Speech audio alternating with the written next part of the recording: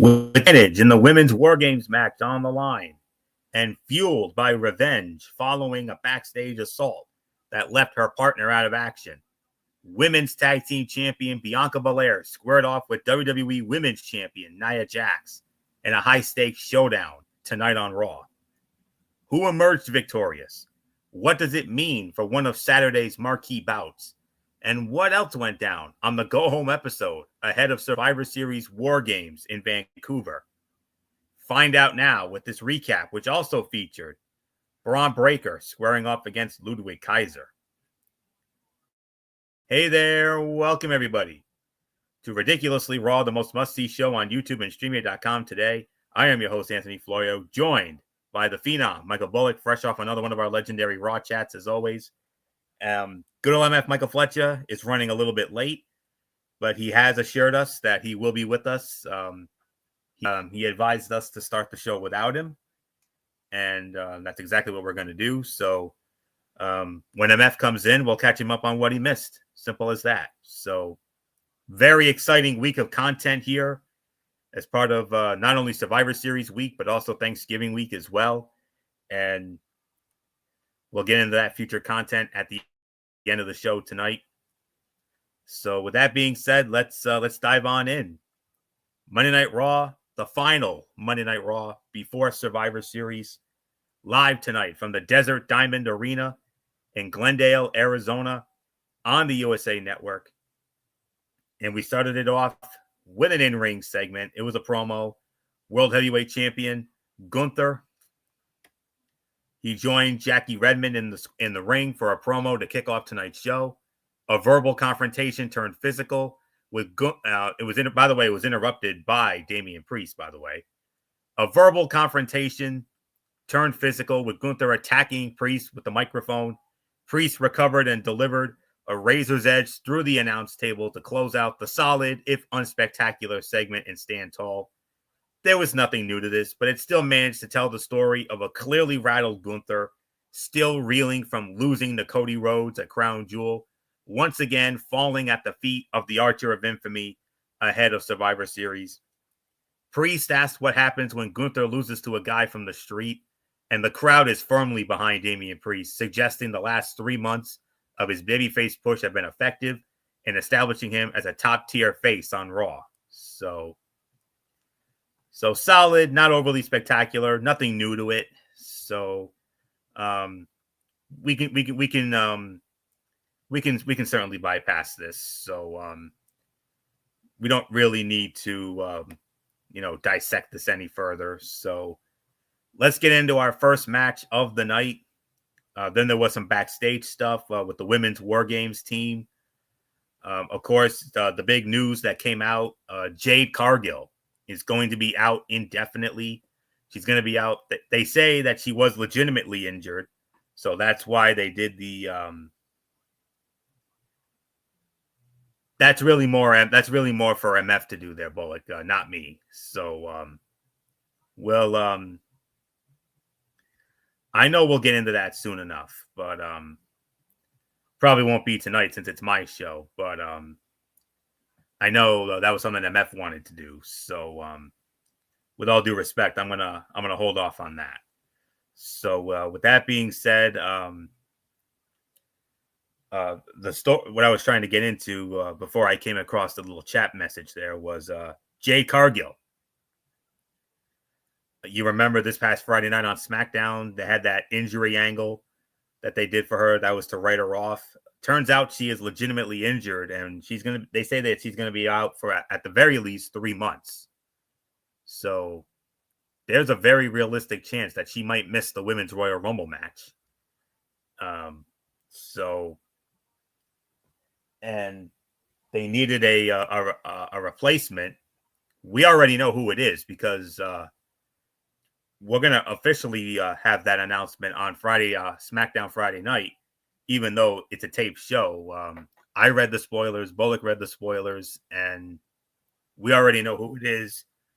And out of respect for that, we're not going to do that. Good old MF Michael Fletcher has just arrived. So, You didn't really miss much, MF. I just did the intro. We're not going to really address the opening segment because, there was really nothing new to it. So we're just going to bypass the opening segment. And as I was saying, Jade Cargill out with injury, and there was a lot of what seemed like a lot of bickering and infighting within the women's babyface War Games team, especially with Rhea Ripley and Bianca Belair. And that leads into what ended up being our main event here tonight. Bianca Belair versus Nia Jax to determine who gets the one-woman advantage in that women's War Games match on Saturday night. Let's get into our first match of the night. Good one here. Rey Mysterio and Dragon Lee squaring off against the Creed brothers in a tornado tag team match. You know what that means. All four men allowed in the ring at the same time, no tags. And the winners of the match, 10 minutes and 45 seconds. The Creed brothers win the match. An action-packed, fast-paced match saw the babyfaces in a position to win, only for Chad Gable to interject himself in the closing moments and blind Mysterio with his mask, allowing Julius to score a roll-up pinfall for the Tainted win, pulling the tights and getting the win, by the way. I was going to give it 3.5, but I'm going to bump it down to 3.25. These two teams had some stellar chemistry. The spots were nearly flawless, and Julius really shined here, showcasing his athleticism, including impressive agility, as he shared the ring with one of the greatest to ever do it in the 2023 Hall of Fame headliner, Rey Mysterio. A strong match with the right team winning, and it served as the latest chapter in this feud instead of its deciding one. So, and Julius Creed casually leaped to the top rope and executed a flawless superplex, bringing Dragon Lee down to the mat. He is a freakish athlete and someone who will be a major player in WWE for years to come. And that's really all I can say on that. So originally 3.5 stars, but I'm bumping it down to 3.25 because of that somewhat clunky finish there. At least he didn't take the mask off. Otherwise, MF would have unleashed hell, because we know how he feels about that, and rightfully so. But all he did was turn it inside out, basically. That's all he did. But still a little clunky for me. But still a very good match between two very good teams. So 3.25 stars for this. So MF, Creed brothers defeating Rey Mysterio and Dragon Lee in 10 minutes and 45 seconds. Tornado tag team rules. Yeah, normally when you get tornado tag team rules, it's a little more chaotic, a little more interesting, because you have your head on a swivel because of the action's all over the place, because you got, it can go down to a one-on-one point, but the thing is, the fighting is all over the place, so it makes it a lot more chaotic. It was a 3.25 star. Yes, I do agree with the clunky finish, but it does serve the purpose, like you said. It doesn't end the storyline. It just keeps it going. So nothing more to add. Michael Bullock, it's yours. Yeah, 3.25. I do agree. I mean, it was still a good match, even with the clunky finish. I mean, yeah, at least the mask didn't come off, because I know MF would have unleashed hell if Chad Gable had taken the mask off. But thank goodness it didn't come to that. But yeah, it was still an entertaining match. So 3.25 stars. Let's move on, Florio. Okay, we're going to have some fun with this now. One-on-one match, non-title match. Intercontinental Heavyweight Champion Braun Breaker squaring off against Ludwig Kaiser. The fight gets thrown out. They're saying Ludwig Kaiser won via disqualification in an even 9 minutes. And then Sheamus, Kaiser, and Breaker in a wild and crazy chaotic brawl. Adam Pearce losing his damn mind. You saw the veins in his neck coming out, and the veins in his head popping out, and him going nuts and losing his mind. Enough! Yes, exactly. And Adam Pearce damn sure had enough. So much to the point where he's like, I'm done with this. And you notice that we had a very late card for Survivor Series. You only had the men's War Games match, the women's War Games match, Damian Priest challenging Gunther for the World Heavyweight Championship. Well, finally, we have a new addition to the Survivor Series card, along with another addition to the card. The breaking news edition from SmackDown. MF's going to like this. LA Knight will defend the United States Heavyweight Championship against Shinsuke Nakamura. Now that's going to be fun. But what this ultimately led to, the other edition that was announced before that, Adam Pearce, Angry Adam Pearce, Bullock and I, that's our newest running gag, and we definitely had some fun with that tonight. Adam Pearce, Angry Adam Pearce, the best Adam Pearce, of course.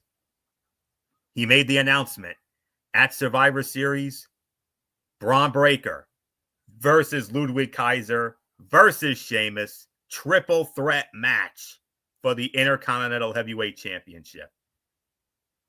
Whoa. Okay. MF, the fight gets thrown out in 9 minutes, but Angry Adam Pearce makes the decision. Breaker, Kaiser, Sheamus, triple threat, Intercontinental Heavyweight Championship at Survivor Series. And it's the right decision, especially after what you saw during that. After the fight broke down, Sheamus decides to interject himself into the match, basically causing the DQ finish. But the thing is that Kaiser went after Sheamus, so Sheamus was looking for revenge. And then Breaker thinking, hey, wait a minute, what the hell? Why are you interrupting? You're getting in my business, getting involved in my match. You're getting involved in my business. Now you got a problem with me. All hell breaks loose. Total chaos runs amok. And yeah, this would have been the moment where I would have been yelling at Florio saying, what the hell is this? We don't see this kind of chaos on SmackDown. Get your boys in line, Florio. But, of course, Adam Pearce getting angry. That angry Pearce comes out saying enough. And basically he's like, you three want to go? You three want to settle this? We settled this at Survivor Series War Games. Saturday night, title on the line, triple threat, get out of my face. I would have said the same damn thing, and I would not even hesitate. So absolutely right decision, right call. It was perfect. It was good. So Sheamus now gets his chance to finally become a Grand Slam winner. Ludwig Kaiser, does he become Intercontinental Champion for the first time in his career? Or does Braun Breaker continue his run as Intercontinental Champion in Vancouver? Man, this is going to be a tough call, at least for me. I don't know who to pick in this one because there's so many different storylines and there's so many different reasons why each man deserves to be the Intercontinental Champion. So we'll see. We'll find out. You'll get our thoughts tomorrow night. We'll tell you why in a little bit. Bullock, it's yours. I'll give this about 3. Yeah, I'm gonna give this 3 here as well. I mean, basically, like you said, it was still a good match, but like you said, this was the right call. I mean, and of course, it all started last week when you had Sheamus and Braun Breaker for the Intercontinental title. Then all of a sudden, you had Ludwig Kaiser come out and attack both men. And then when Sheamus came out this week, and then you had that big brawl, that's when Adam Pearce finally said, enough is enough. And that's when he decided to make this a triple threat match for the Intercontinental title. And of course, before all that, like you said, we only had 3 matches for Survivor Series, the 2 War Games matches and the World Heavyweight title match. And now you have this, you have the U.S. title and now the Intercontinental title. So that makes 5. So I think we're pretty much all set for Survivor Series War Games. So when it comes to the card, so 3 stars is my rating. It's yours, Florio. Yeah, I think we're pretty much all. I think we can pretty much I think we can pretty much say that we now have the finalized, the official finalized card for Survivor Series War Games on Saturday night. So, and you'll get our thoughts on that tomorrow night, like MF mentioned, and we'll address the future content at the end of the show, as we always do. All right. So, and for me, anyways, 3 stars for me as well. What was a solid back and forth battles that saw Kaiser halt Breaker's early momentum and roll late served as the setup for Adam Pearce's announcement that Breaker will defend against Kaiser and Sheamus in a triple threat match at Survivor Series. In terms of in-ring content, do not be surprised if that match steals the damn show in Vancouver. Sheamus is one of the more criminally underappreciated workers, while Ludwig Kaiser has been great, and Braun Breaker's explosiveness accentuates it all. And there was one moment during this match, and the crowd reacts to Breaker and his explosive energy so much that it is still astonishing that Triple H and company have insisted on utilizing him as a heel through this first portion of his main roster run. So, but there was one moment in this match, Bullock, you know where I'm going with this, because we saw this during our Raw chat, when Braun Breaker was running around the ring like a dang locomotive, and he literally crashed face first into the announce table, shifting it like a good 3 to 4 inches. I mean, I was like, geez Louise, man. Oh, man. I saw that, and I almost cringed because I thought he hurt himself. I thought thought this was going to end badly. I thought it was going to end badly. I thought concussion. B, I thought he was going to draw blood because I thought he broke his face when he did that. I was like, oh. Yeah, it's another one of our It was another one of our legendary whoa moments. Yeah. Yeah, we let out a big old whoa, and I was like, geez Louise. I'm like, oh God, I hope he's all right. But nonetheless, that was definitely my spot of the match for sure. All right, so 3 stars for me. That's going to be a fun match on Saturday night. So with that being said, let's move on. In a backstage moment, Kathy Kelly interviewing Sami Zayn and the Usos, and Sami Zayn announced that this Friday night on SmackDown, we're going to have a sit-down.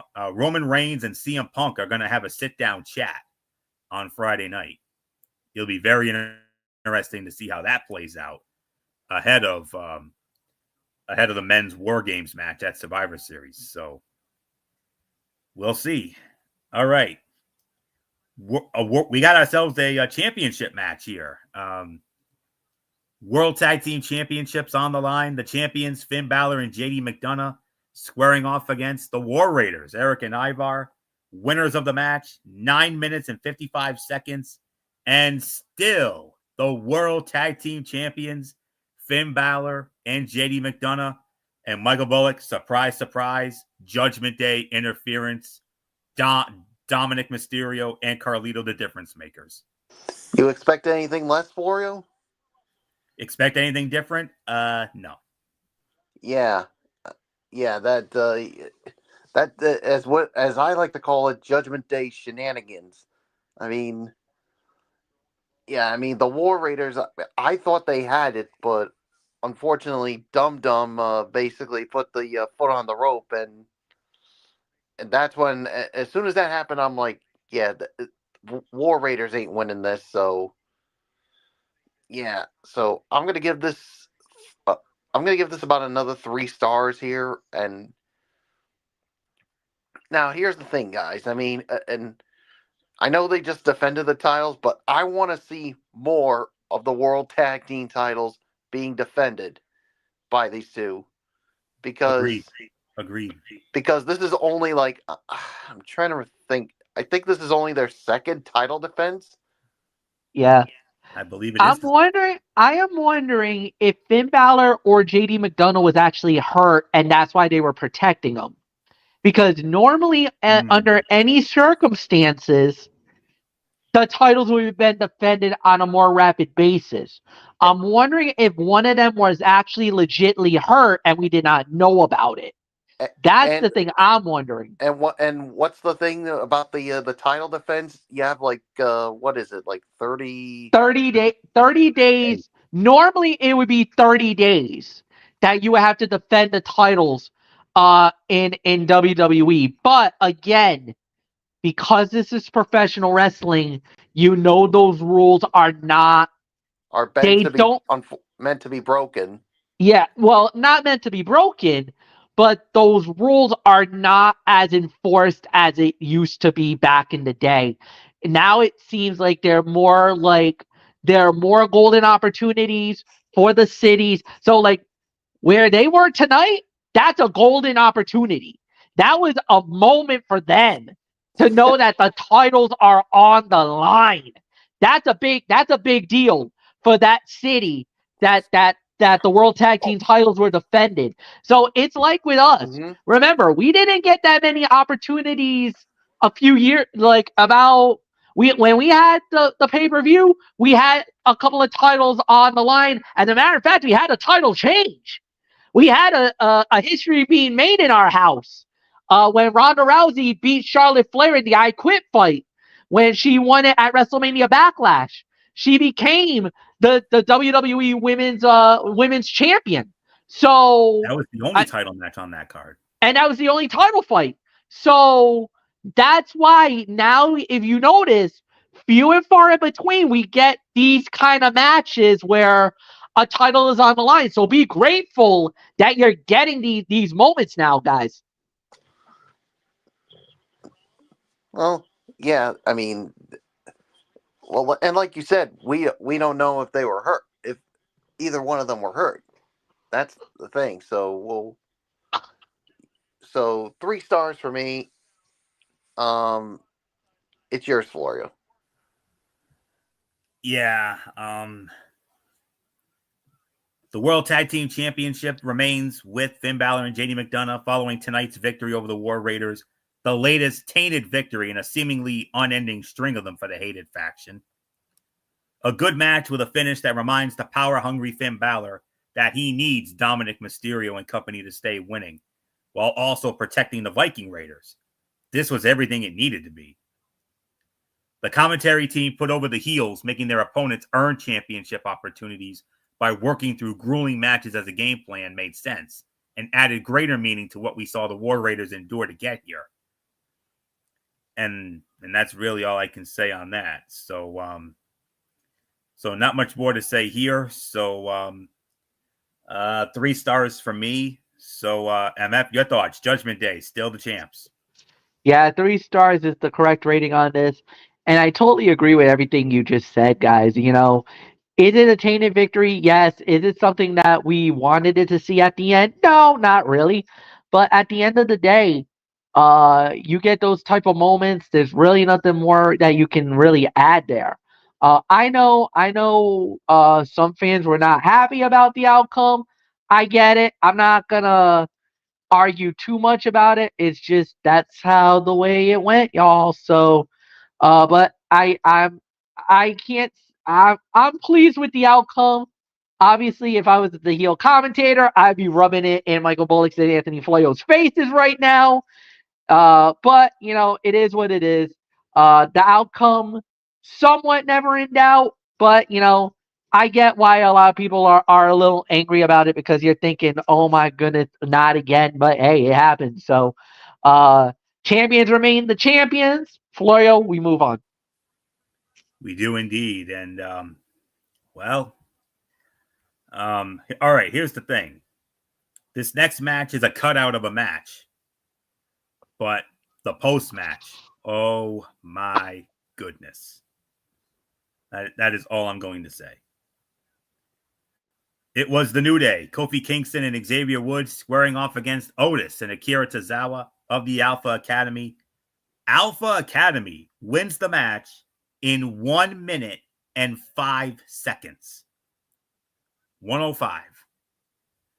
Obviously, it's a dud. It's obviously the worst fight of the night. But, like I said, what happened afterwards? Oh, my goodness. I mean, it's something I honestly never... It's something that we thought we'd never see. Xavier Woods and Kofi Kingston. It kind of reminded me of when the Mega Powers exploded on that main event. That infamous main event show, February the 3rd of 1989 at the old Bradley Center in Milwaukee, when Macho Man Randy Savage and Hulk Hogan had it out right in front of Miss Elizabeth, no less. Yeah. And we know how intense that got. The only difference is there was no physicality, thank goodness. There was no there was physicality. Oh, Macho attacked Hogan. No. I meant between the New Day. Oh. Yeah, Macho and Hogan. Yes, there was. There was. Macho jumped Hogan. Whacked him with the belt and jumped him. Yes, he did. But when it comes to what happened tonight, thankfully there was no physicality.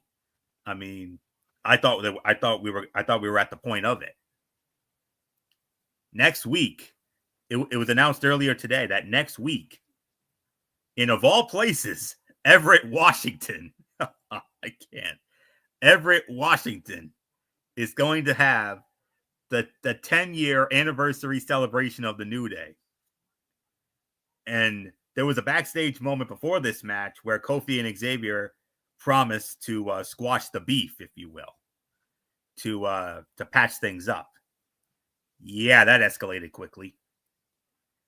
And then these two just absolutely had at it. The match was short-lived, as whatever goodwill existed between Kofi and Xavier entering the match was extinguished.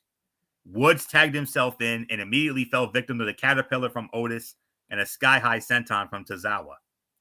After the match, the New Day returned backstage where weeks of frustration boiled over, culminating in an exchange of insults that ended with them going their separate ways. The New Day's story has been one of the best in WWE over the last 3 months.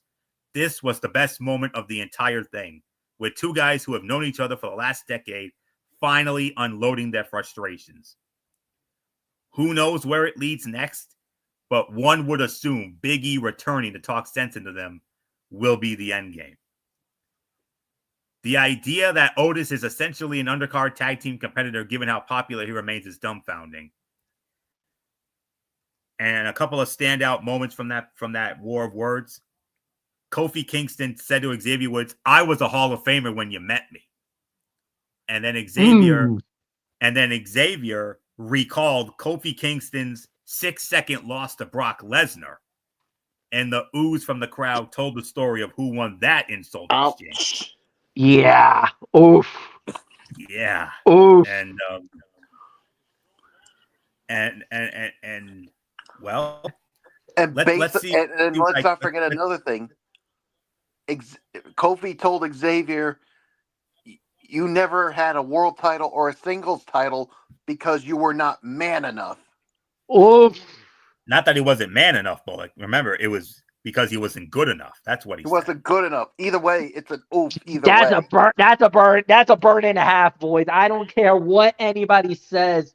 When you rip somebody that they were never a champion because they were not good enough, that is a slap in the face. Like, even I was like, oh, like that.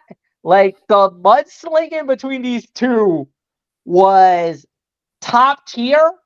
But the thing is, maybe they were right when they were criticizing each other. Yes, that burn by Xavier to Kofi about losing to Brock Lesnar in 6 seconds, burn on his side. And then you can, in turn, and the thing is, Kofi could have gone further. The worst thing is, Kofi could have dug even deeper if he wanted to. If he really wanted to hurt Xavier, I know something. The world knows where he could have gone, but it would have been very inappropriate at that moment, at that time, and it's definitely not PG. That's all I'm just going to say. Mm-hmm. If he really wanted to go there, there's a little something that they could have gone. Like, remember the battle rap where Where they Oh, lost Where- to the Usos. with that thing with the Usos about that Unwell. rated R, like Xavier Woods, that burn. If he really wanted to go there, he could have gone there. And if he did, that's it. The fight, like Kofi would have won that War of the Words. That would have been instant game over for me. That would be You pack would up have the said, headset, sorry, boys. Xavier, but Kofi Nope. won the War of Words. Nope. I would have said, pack up the headset, boys. We're going home. That's it. I'm we're all done. done here. I'm done. That literally would have been the I'm done. I can't believe that just happened. I'm done. Oh yeah, Whew. but Like, if he would have gone there, that would have been it. Stick a And next fork in week- that. We're done. Game over. Mm-hmm. good night, game over. Drive home. Drive home safely. safely, folks. Yep. And next week, You- and next week, guys, 10-year anniversary celebration in Everett, Washington. Whoa. yeah. After what we saw tonight,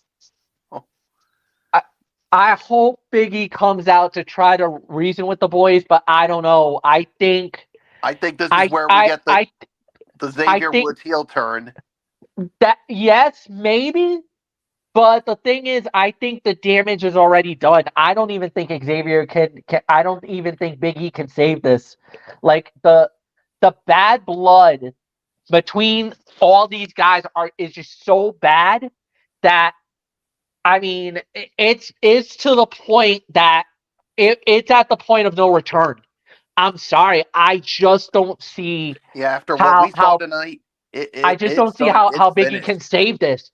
I mean, I think this is. I hate to say this. I think this is the end of the New Day as we know it, because I just don't see it. I don't. What a shame. I don't see reconciliation. And If it it's is- a if damn it is- shame. Yeah, I mean, 10 years ago, I mean, we saw the birth of one of the greatest factions in WWE history. but you remember too at the very beginning. This is Nobody actually liked go away. We Nobody didn't like the New Day at the very beginning. Well, I'm Like just saying, over time, it grew. They grew on us, but at the very beginning, we despised them. We didn't even care about these three. It took like a year and a half to 2 years. Yeah, almost 2 years before we accepted them. It was like around late 2015 into early 2016. That's And when, like I said, I think this is where the Xavier Woods heel turn will be complete. yeah, And and all that, and he'll all probably- that tension, and all the tension that's been and building. he'll probably attack Kofi Kingston, and I hope they don't go too far, but I don't know. I think he might attack Big E as well, This isn't Vince's And- WWE anymore. and maybe go after his neck, because if you want to push him as this heel, you need him to do something sick and disgusting. Oh, if Xavier goes off next week, then that pretty much, if they turn him next week, that's a perfect time to do it. But man alive, I mean, go. I you don't know. if you I didn't mean, see it, If you didn't see this moment, if you didn't see this post match, go on to WWE's YouTube channel, and because you're not going to believe how that all went down. I mean, I don't know about you, but I think I'm leaning more with Kofi Kingston on this argument, because look, Xavier Woods, I mean, never won a singles title, while Kofi and Big E has won a world title, WWE Championship, both of them. and it wasn't. I mean, yes, Xavier Woods and Big E helped build Kofi Mania, but it was the people that really Yeah, the fans drove for Kofi Mania. Yeah, you remember Xavier and Big E won that tag team gauntlet match on that SmackDown Live, March the 26th of 2019 at the Mohegan Sun here in our Mohegan Sun. So, and the how emotional that moment was, and then when Kofi won the title at WrestleMania 35, I mean, the emotion that was right there, and that same emotion when Big E won the title, that Monday Night Raw, September the 13th of 21, in Boston at the TD Garden. The only title Xavier's won is the World Tag Team titles, whether it was And also, Raw it was or also the King of the SmackDown. Ring. He was also the King of the Ring. Yeah, King of the Ring in 2021 when he defeated Finn Balor of all people at that Crown Jewel in 2021. So, but it breaks your heart to see it because the three of us have definitely had some New Day like moments. Well, you won't be seeing that again.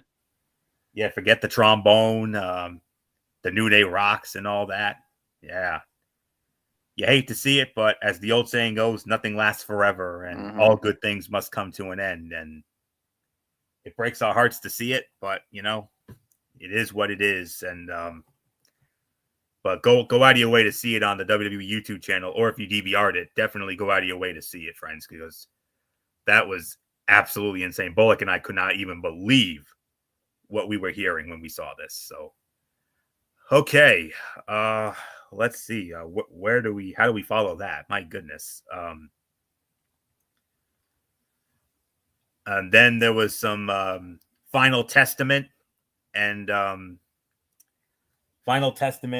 Wyatt Six stuff. Karrion Kross, The Miz, and AOP left Scarlett all alone, and Scarlett was all alone and got attacked by Sister Abigail, Nikki Cross, and then the guys came back and Scarlett was so freaked out. She attacked her own husband, Karrion Kross. But then Karrion was able to calm her down. So we'll see where that leads to. Now then, it said footage aired from quote unquote earlier tonight. General Manager Adam Pearce had a special announcement. And we can't say we're surprised by this because we knew this was coming. You remember some time ago on Friday Night SmackDown General Manager Nick Aldis unveiled the Women's United States Championship. Well, Raw General Manager Adam Pearce says, "I see your Women's United States Championship, and I raise you our brand new Women's Intercontinental Championship." Yep, the rumors are true. We have a Women's United States Championship. The finals, of course, will take place as part of Saturday night's main event on December 14th in Long Island. And starting next week, also in Everett, Washington, Monday Night Raw, we're going to start a tournament to crown the first ever Women's Intercontinental Champion. Wow. And the belt pretty much looks exactly like you would expect it to. I mean, it looks like the men's, only it's in white, not black, with those blue globes on it. But nonetheless, a special moment, and it's great to have those two secondary titles here, and two new secondary titles for the women. Some are saying it feels like it's too much for the current roster, but they do have a lot of great female talent, and perhaps they could raid NXT possibly. Who knows? Because of how great their women's division is. But nonetheless, special moment indeed, and I cannot wait. Yep, and before Raw went on, that footage was actually done before Raw went on the air, according to my notes here. It said it was before it went on the air. That's when General Manager Adam Pearce introduced the new Women's Intercontinental Championship to be determined in a tournament beginning next week. So, special moment indeed. And I, for one, you guys know how much I love and appreciate the Intercontinental Heavyweight Championship on the men's side. And to see that and knowing now that the women are going to have one. Yeah, special moment for me. Special moment. So, all right. So with that being said, we get into our main event of the evening. Of course, they ran down the Carter Survivor Series. You already know how that goes, and we'll get into that tomorrow night. So, main event time. Here we go.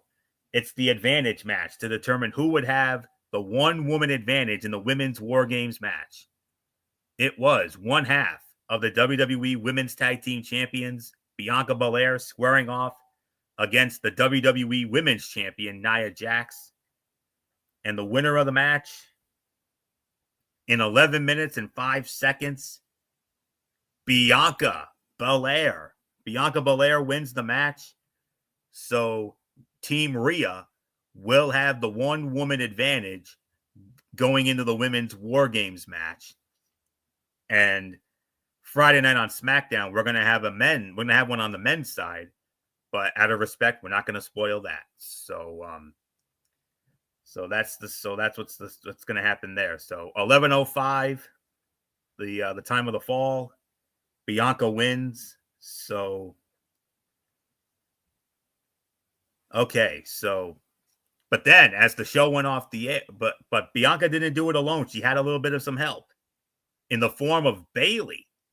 And as the show went off the air, Bayley and Bianca Belair exchanged glances, suggesting the babyfaces had found their fifth member. More importantly, it rested some of the tension and distrust that existed between the two, dating back to their rivalry in the summer and fall of.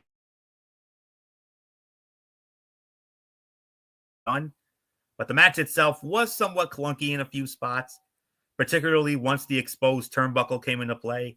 Bianca Belair having her neck crushed into it was no big deal, but Nia Jax took one shot into it and it ended the match.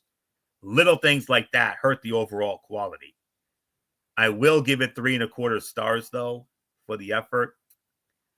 And one spot that really stood out from this match, Bianca Belair delivered a gorilla press slam to Nia Jax off the top rope to a thunderous ovation from the fans in Glendale, Arizona. One of the damnedest spots in any women's match you will see this year. 3.25 stars. 3 to 3.25 is my rating for it. So not much more to say. MF, we know our War Games history, and it is not often that the babyface team has the advantage, has the one woman, one man, one person advantage going into it. But Yeah. in this case, they do. I believe this is only the second or maybe the third time ever in the history of War Games where the babyface squad actually gets the one-person advantage. So this is actually very, very, very rare in this instant, because not every War Games the face squad wins. Normally, traditionally, even in my opinion, we always see the heels always get the one-person advantage, Exactly. and then they go into it. So we always know that during the War Games back in the WCW days, I believe all of the heels have always won it. I know in the War Games in WWE, I think one time the face squad won the power play and had the person advantage when NXT was doing the War Games. And now in WWE, I think this is like maybe the second time in the main roster where the face squad will have a one-person advantage going in. But remember, when you ever have that one-person advantage, that is very vital in War Games. You always want to have that one-person advantage, because whoever that person is that's going in, they got to deal with whoever they got to deal with. So remember, that first period is very vital because it's 5 minutes. You got to survive the first 5. If you get through that 5, now all of a sudden, if you're a heel squad, bad news, because now you're going to have a face coming out to give them that 2-1. You got to hope and pray that you can survive that 2 minutes, so that next person, whoever that heel is coming out. So it's very vital that whoever gets out of that first 5, you basically gotta really measure yourself until all your colleagues can get in so that we can start the match beyond. Because remember, the War Games cannot end during that first period of everybody coming in.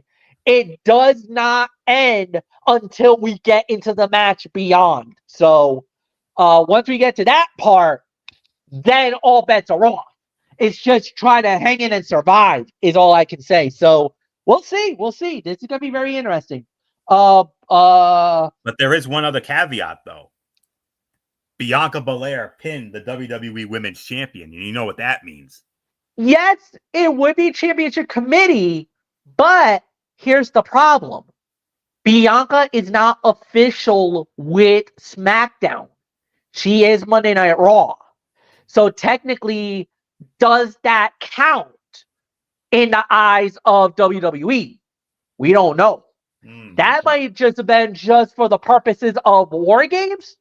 That might not. That could amount to nothing, Florio, in the grand scheme of things. I just thought I'd mention it. It's worth a thought.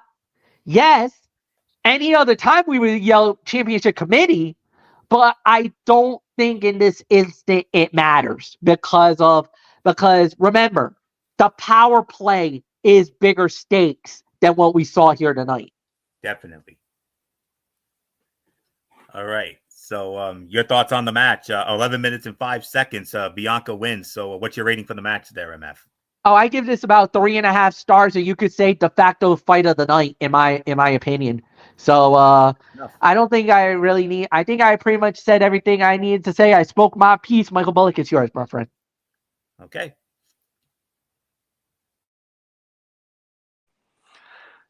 Yeah, I'll give this about 3.25 stars for me on this one. A solid main event. So it's yours, Florio. All right. And with that, we get into the overall review. So, MF, final Raw before Survivor Series. The go-home show. Overall thoughts. What do you got? I thought it was a fine show. I thought they did a really good job with it. I could give this easily about 2.5 to... No, 2.5 to 3 if we're talking on match-wise. But overall, I could give this about 7.5, close to 8. I thought they did a really good job. So, nothing more to add. Bullock is yours.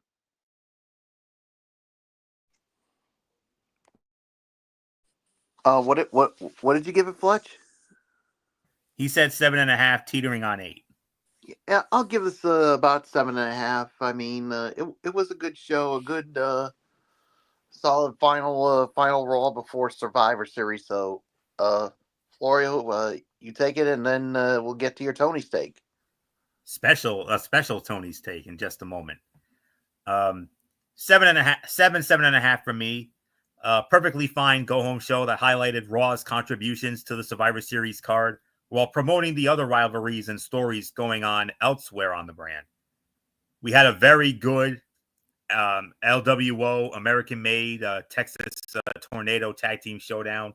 Solid work from Braun Breaker and Ludwig Kaiser, and a great New Day post-match promo that enhances the significance of next week's 10th anniversary celebration. Good in-ring content for the most part, coupled with last-minute prep for one of the signature events on the WWE calendar, made this a successful show, even if it lacked star power at times. So, solid 7 to 7.5 for me. So, not much else for me to get into. Now, here tonight, we're going to have a special Tony's Take here. Normally, I talk about last week's TNA Impact and NXT Level Up, but I will not be doing that this week or next week for that matter, because this Friday night, we got ourselves a TNA Plus exclusive event, and it's called Turning Point. It is originally one of the signature events of the TNA calendar. They used to do this event almost all the time, and it went away for a little bit, but they brought it back as a TNA Plus exclusive show. So Turning Point will be live this Friday night from the Benton Convention Center in Winston-Salem, North Carolina, and it will air on TNA Plus. It will be the 19th event under the Turning Point chronology. So Turning Point was a pay-per-view event that was produced by TNA Wrestling from between 2004 and 2012. In 2013, TNA discontinued most of their monthly pay-per-views in favor of their pre-recorded one-night-only events.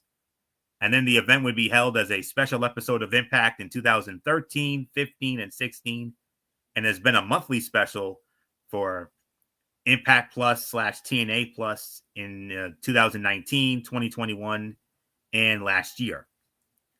And they announced this year's event on July 11th. So we have a 7-match card. Now then.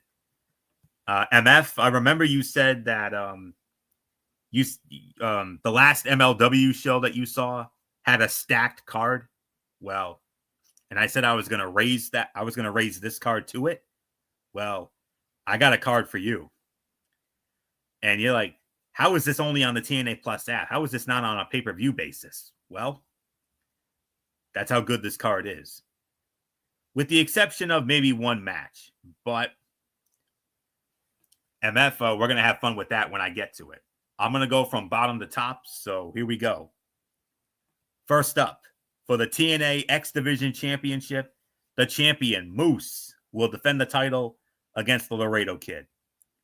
Easy one here. Moose is going to go over. There's no doubt about it. Moose just won the title, and they obviously want to push him as a monster, as a dominant monster heel champion. So I'm going with Moose to successfully defend the title. Frankie Kazarian, one-on-one with Mike Santana. Considering the push that Mike Santana's been getting, I got to go with Mike Santana to win this match because they're grooming him.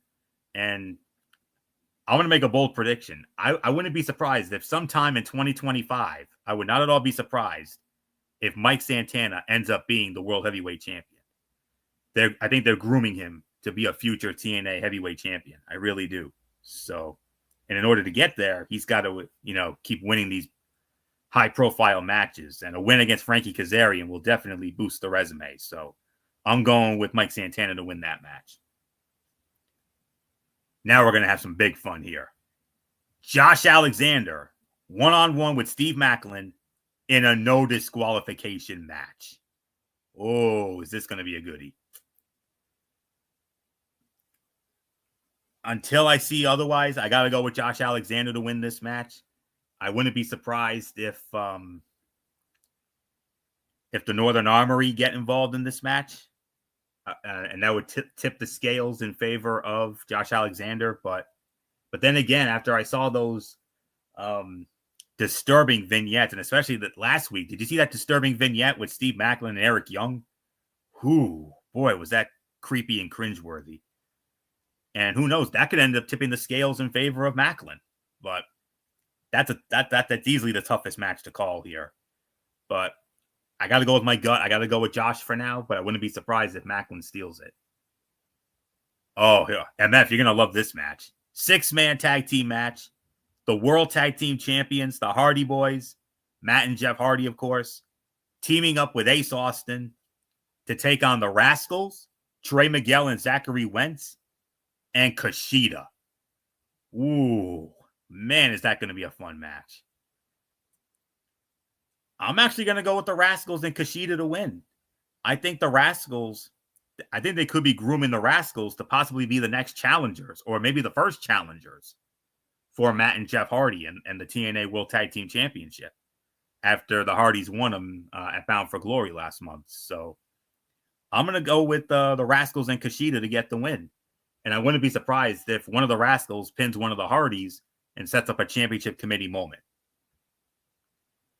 Okay, now, this next match, MF, this is a match that we haven't seen for a long time. This was a gimmick match that used to be used in the early days of TNA wrestling. Well, we lost MF for a moment. I don't know if he'll come back, but I'm hopeful he does because this is a match that he knows just as much as I do. This is going to be a 6-way Thanksgiving Turkey Bowl match. Joe Hendry versus Eric Young versus Alexander Hammerstone versus Brian Myers versus PCO versus John Skyler. And the loser of the match, whoever gets pinned or submitted, must wear the infamous turkey suit. This is the old days of TNA wrestling. You could say it was a campy comedy style match, but this is the Turkey Bowl match, and I'm gonna make a bold prediction. I think John Skyler is going to be the one who gets pinned because he is the lowest of all these guys on the totem pole, and he is an obnoxious heel. And usually, the obnoxious heel ends up getting the comeuppance here. So I'm going to say Skyler takes the fall, and I wouldn't be surprised if Joe Hendry ends up scoring the winning fall. So I say Joe Hendry wins the match, and he's going to pin John Skyler to do it, and John Skyler will be the one wearing the Turkey Bowl suit. So, okay. 2 out of 3 falls match for the TNA Knockouts Championship.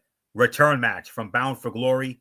Masha Slamovich to defend the title against the woman she took it from at Bound for Glory, the juggernaut Jordynne Grace. This could end up stealing the damn show. But I got to go with Masha. I think Masha retains the title. They just put the title on Masha, so it would be a disservice if they had her drop it back to Jordynne. So I think Masha successfully defends the title. It'll go the distance. I think it'll go all 3 falls, but I do think Masha Slamovich will successfully defend the Knockouts Championship. And in the main event for the TNA World Heavyweight Championship, the champion, the wanted man, Nick Nemeth, defends the title against challenger and former multi-time TNA heavyweight champion in his own right, representing the system, Eddie Edwards. I got to go with Nick Nemeth to successfully defend the title. But let's also not forget, there is a caveat, and that is Frankie Kazarian and the Call Your Shot Gauntlet Trophy that he won at Bound for Glory. That's always going to be in play. Right now, I'm going with Nemeth to successfully defend the title, but watch out for Frankie Kazarian. That's all I'm going to say on that. So that's the card for Turning Point. That all goes down this Friday night in Winston-Salem, North Carolina, on the TNA Plus app.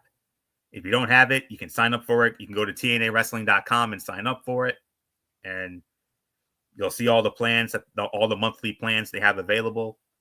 Very, very good plans. I'll say that. I have it, and it's definitely worth your while to get this. So, all right. So with that will put the bow on this edition of Ridiculously Raw. We want to thank you all so very much for tuning in as always.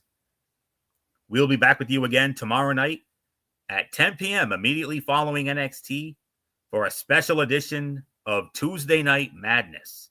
We are going to recap NXT, and we are also going to preview the 2024 WWE Survivor Series War Games pay-per-view. That'll be tomorrow night. And then Wednesday night at 10:30.